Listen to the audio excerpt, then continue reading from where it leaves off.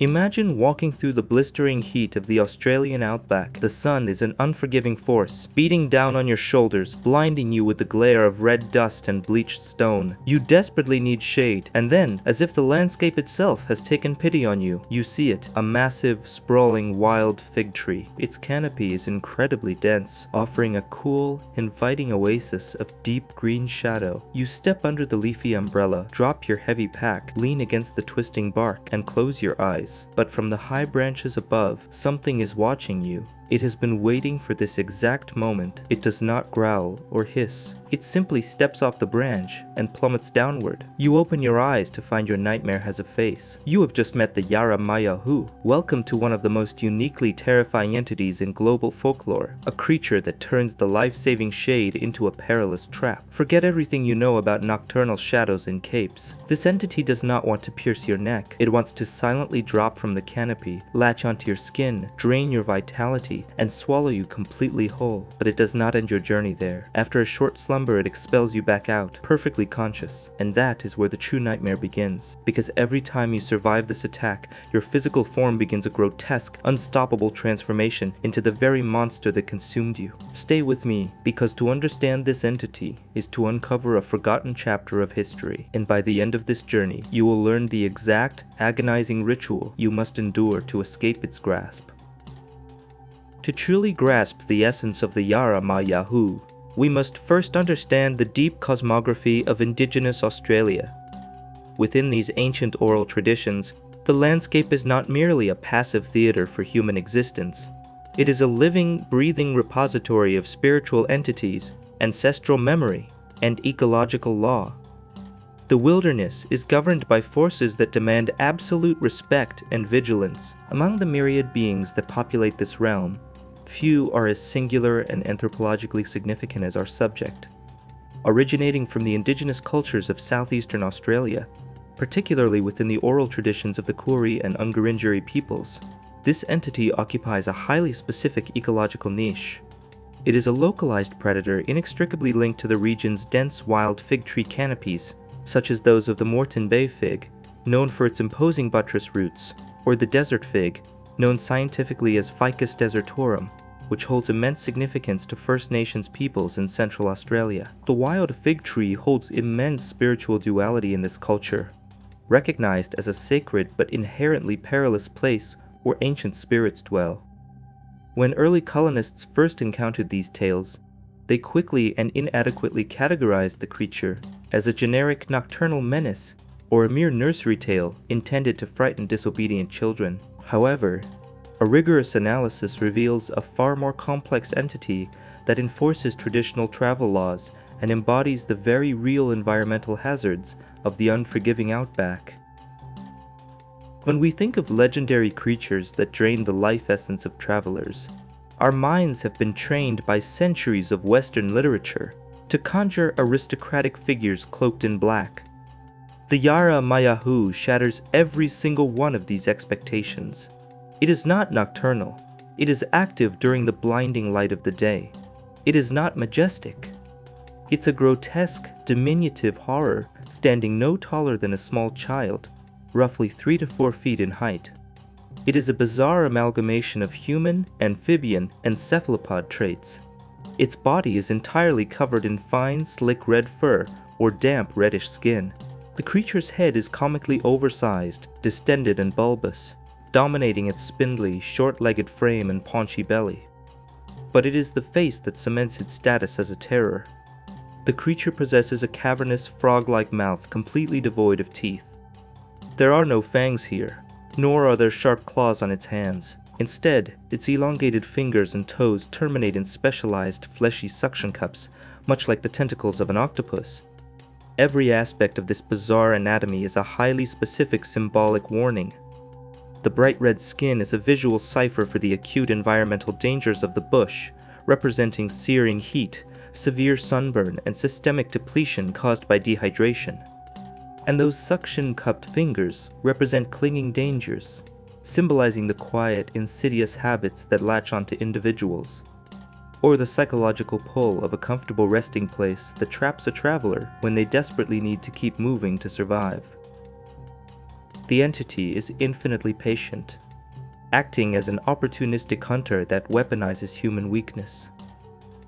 It will never chase you or run you down in the open scrub.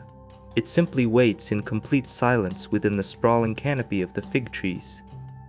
It waits for an unsuspecting traveler to unwind, relax their guard, and succumb to exhaustion. Only then does it drop silently from the branches above, landing with a soft thud that has been likened to the sound of a falling heart. The attack is a rigidly codified, multi-stage ritual designed to induce a profound sense of helplessness. The moment it lands, it presses its hands and feet against your bare skin. The suckers on its digits fuse to you instantly, clamping down with immense pressure. Through these suckers, the creature rapidly and painlessly extracts your vital fluids, functioning much like a swarm of leeches. But here is the truly insidious part. It does not claim your life in this moment. It instinctively knows exactly how much vital fluid to extract, to leave you hovering on the very brink of consciousness, ensuring you remain completely incapacitated, but entirely aware. Once you are immobilized, the creature disengages, climbs off your chest, and begins to pace around your helpless form. Traditional lore describes this behavior perfectly. The monster takes a walk round to raise an appetite. Imagine the sheer existential dread of that moment. You're lying in the dirt, unable to move a single muscle, watching this tiny red entity casually wait for its stomach to rumble before it finishes the ritual. When the entity decides it is sufficiently hungry, the true terror commences. It returns to your paralyzed form and opens its wide, lipless, toothless mouth. Possessing the terrifying ability to unhinge its jaw like a serpent, it begins to swallow you whole, head first. You slide down into the dark, suffocating confines of its digestive tract. Once you are completely engulfed, the creature stands up on its short, spindly legs and performs a bizarre, rhythmic belly dance. This macabre celebration is entirely functional. It is designed to force your form deeper and deeper into its stomach cavity. However, digestion is not the ultimate goal. The act of consuming so much life essence and swallowing a person whole induces a massive, unnatural thirst. It waddles away from the fig tree, seeking out a nearby river or water hole, drinks deeply, and collapses into a heavy slumber on the riverbank. Hours pass. When the creature finally awakens, it heaves its stomach and regurgitates you. You are spewed out onto the dirt, completely intact and ostensibly unharmed. But as you stand up, you realize the horrific truth. You have not simply survived the encounter, you have been infected by it. In the vast pantheon of global folklore, shapeshifting is usually a mystical process. A curse from a sorcerer, a blessing from a deity, or the light of a full moon brings about a transformation. But the Yara-ma-yha-who introduces a paradigm of unnatural biological metamorphosis. Its feeding is an act of parasitic replication, mirroring the natural world's quieter horrors, such as the way parasites rewrite their hosts or viruses copy themselves within living cells. When you are regurgitated after your first encounter, you will notice two things. First, you are slightly shorter than you were before. Second, your skin has taken on a faint, unnatural reddish tint. The creature's internal processes have begun to rewrite your very cellular structure. If you are foolish or unfortunate enough to be caught sleeping under a fig tree a second time, the nightmare accelerates. You are swallowed, danced upon, and expelled once more. This time, you lose significantly more height, and all the hair on your body may fall out, leaving you entirely slick and bare. By the third encounter, the gruesome transformation reaches its terminal stage. Your human identity is completely dissolved. Thick red hair or damp red skin overtakes your shrinking form. Your mouth widens into a cavernous, toothless grin. The tips of your fingers and toes swell and flatten into pulsing suction cups. You lose your memories and your humanity. You are no longer the prey. You become a Yara-ma-yha-who. Compelled by a newly born instinct, you ascend into the high, twisting branches of the nearest fig tree, waiting for the next weary traveler to walk beneath your shadow. Is there any hope? If you find yourself pinned beneath the suckers of this red entity, how do you escape? The oral traditions offer a highly specific, agonizingly difficult survival stratagem. You must feign a completely lifeless state. Because this opportunistic predator only targets active, breathing prey, remaining utterly motionless until the sun sets can cause the monster to lose interest and abandon you. But what if you are already swallowed and then regurgitated into the dirt?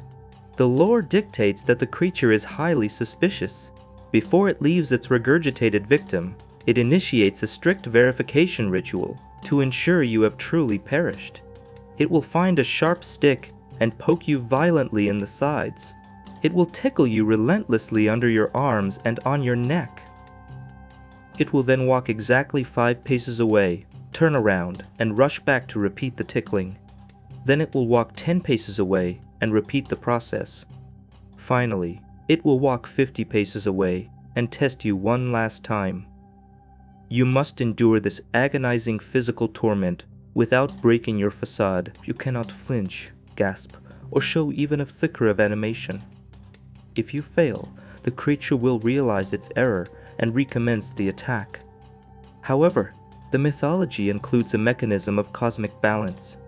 If you successfully deceive the monster into abandoning you, the spirit of the fig tree itself will punish the failing entity, instantly transforming it into glowing tree mushrooms. To look at this entity merely as a frightening campfire story is to completely miss its profound sociological genius. Within Indigenous Australian cultures, this being operates as a highly sophisticated instrument of cautionary pedagogy. It is a survival manual disguised as a supernatural threat. The Australian outback is an environment that does not forgive mistakes, where a momentary lapse in situational awareness can have permanent consequences. The myth was engineered to enforce strict behavioral compliance and encode vital ecological data into the minds of travelers. It serves as a codification of travel law. The legend trains individuals to constantly scan their environment, read the canopy, and recognize signs like sudden silence or falling fruit. By framing the overwhelming urge to collapse under the nearest patch of dense shade as an invitation to an ambush, the lore forces travelers to self-regulate. It demands that they monitor their hydration, fight through their fatigue, and push onward until a truly secure, open resting site is reached, such as a visible rock ledge. Furthermore, because the creature explicitly targets those who wander alone, the myth reinforces the absolute necessity of group cohesion, maintaining a steady rhythm of movement and keeping constant contact with your companions. Human curiosity inevitably demands a rational explanation for such a specific, detailed legend. Cryptozoologists, zoologists, and historians have long debated the origins, proposing 2 fascinating theories. The first, championed by the renowned researcher Bernard Heuvelmans, is the tarsier theory.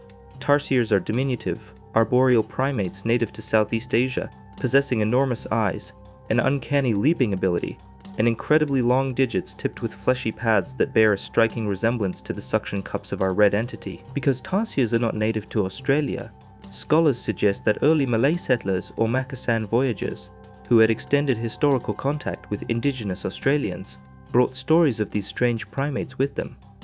Over centuries of oral transmission, the memory of the primate merged with local environmental warnings. The second theory looks to the deep past, connecting the myth to the extinct Australian megafauna Thylacoleo, commonly known as the marsupial lion. This ancient beast was a true apex predator of the Pleistocene epoch, twice the weight of an average human, and equipped with enormous retractable thumb claws perfectly designed for grasping. Paleontological evidence proves these massive predators were excellent climbers that likely utilized the tree canopy to launch devastating ambushes from above. If this theory is correct, the The legend is an ancestral memory of megafaunal predation, preserved perfectly in oral tradition for tens of thousands of years. As the beast faded into extinction, its physical description warped into a diminutive humanoid, but the core trauma of the arboreal ambush remained completely intact. This ancient fear also echoes in the modern, colloquial Australian myth of the drop bear, an urban legend describing fiendish animals that launch themselves from trees at unsuspecting tourists, inadvertently mirroring the exact hunting style of the extinct thylacoleo. As captivating as the mythology is, the real-world history of how it was introduced to the global public is a tragic tale of colonial exploitation and the theft of intellectual property. The most detailed, authoritative historical accounts of this creature come from a man named David Unaipon. Born in 1872 of the Garnjari people, Unaipon was an extraordinary figure. Often referred to as a Renaissance man, he was a brilliant inventor who deduced the mechanical principles of helicopter flight from studying the boomerang, and he registered 10 patents for inventions ranging from an improved sheep shearing mechanism to a centrifugal motor. He was a scientist, a preacher, and a tireless advocate who is today rightfully honored on the Australian $50 note. In the 1920s, Unaipon painstakingly traveled across South Australia, collecting the sacred oral histories of his people and translating them into English to preserve their nuance and ecological wisdom. He compiled a manuscript titled Legendary Tales of the Australian Aborigines. Tragically, through a fundamental clash of cultural understandings, his manuscript was intercepted. In 1930, a Scottish physician named William Ramsay Smith published Unaipon meticulously gathered stories almost word for word under his own name, altering the spelling to the hyphenated version recognized today. It was an act of wholesale academic theft. Unaipon was erased from his own work, and his complex, culturally rich stories were flattened by foreign audiences who reductively labeled the complex entity as just another nocturnal shadow. It was not until 2006, nearly 80 years later, that academics finally published the original manuscript under David Unaipon's name, an act of literary reparation that returned the voice to its rightful owner. Today, the Yara-ma-yha-who refuses to be forgotten, transcending its origins to find new life in modern culture. In the realm of tabletop role-playing games, comprehensive bestiaries have meticulously translated the creature's lore into game mechanics, perfectly capturing the debilitating effects of its strength-draining suckers and the identity-stealing horror of its digestive metamorphosis. More importantly, a new wave of Indigenous creators is actively reclaiming the myth, ensuring it is represented with authenticity and respect. In the spectacular literary series Wyla, The Koori Warrior, co-authored by Jordan Gould and Richard Pritchard, the entity is depicted with incredible cultural accuracy. In their epic narrative, Wyla's companion Jaden is swallowed by a giant red Yara-ma-yha-who. He survives, but he retains his altered appearance, complete with a red glowing amulet, as he rides a dragon to help Wyla save her people. Here, the entity is not just a mindless obstacle, it is a profound part of the living, breathing landscape. The Yara-ma-yha-who is a testament to the power of storytelling. It is an ecological guardian, an ancient warning system, and a timeless exploration of identity and metamorphosis. So, the next time you find yourself wandering through a dense, sun-drenched forest, and you see the sprawling, inviting shade of an ancient fig tree, remember the lessons of the First Nations people. Remember the diminutive red figure with the toothless smile. Look up into the branches. Listen to the silence. And whatever you do, do not close your eyes.